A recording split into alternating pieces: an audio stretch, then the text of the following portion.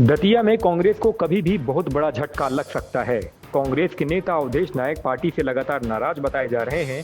वहीं इस बीच उनकी बीजेपी प्रत्याशी आशुतोष तिवारी से खास मुलाकात हुई है।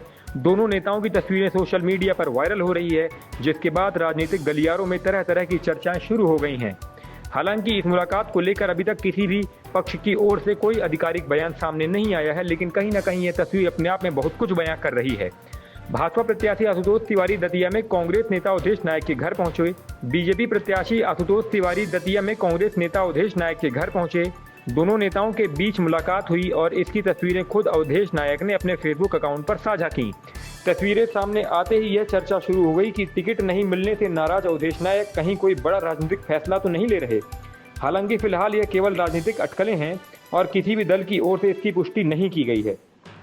इन अटकलों को इसलिए भी बल मिल रहा है क्योंकि कांग्रेस प्रत्याशी घनश्याम सिंह के नामांकन और पार्टी की पहली चुनावी सभा में अवधेश नायक नजर नहीं आए थे। ऐसे में बीजेपी प्रत्याशी का उनके घर पहुंचना महज शिष्टाचार मुलाकात थी या इसके पीछे कोई राजनीतिक रणनीति है, इसे लेकर चर्चाओं का बाजार गर्म है। दूसरी ओर कांग्रेस की ओर से जारी 40 स्टार प्रचारकों की लिस्ट में भी अवधेश नायक का नाम शामिल नहीं किया गया है। सूची में कमलनाथ, दिग्विजय सिंह, जीतू पटवारी, उमंग सिंघार, हरीश चौधरी जैसे बड़े नेताओं को तो जगह मिली है, लेकिन अवधेश नायक को शामिल नहीं किया गया है। इससे भी उनकी नाराजगी की चर्चाओं को हवा मिल रही है। दिलचस्प बात यह है कि टिकट वितरण के बाद कांग्रेस प्रदेश अध्यक्ष जीतू पटवारी ने कहा था कि अवधेश नायक और घनश्याम सिंह दोनों ने भरोसा दिया है कि टिकट किसी एक को मिलने पर भी दोनों मिलकर चुनाव लड़ेंगे। लेकिन अब भाजपा प्रत्याशी से मुलाकात के बाद कांग्रेस की एकजुटता पर सवाल उठने लगे हैं।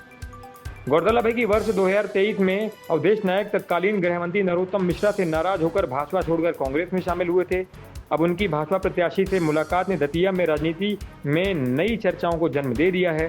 फिलहाल कांग्रेस और भाजपा दोनों ही इस पूरे घटनाक्रम पर चुप्पी साधे हुए हैं। ऐसे में यह मुलाकात सिर्फ शिष्टाचार थी या किसी बड़े राजनीतिक घटनाक्रम की भूमिका, इसका जवाब आने वाले दिनों में ही साफ हो पाएगा। फिलहाल कहीं ना कहीं ये तस्वीर कांग्रेस के लिए टेंशन बढ़ाने वाली है।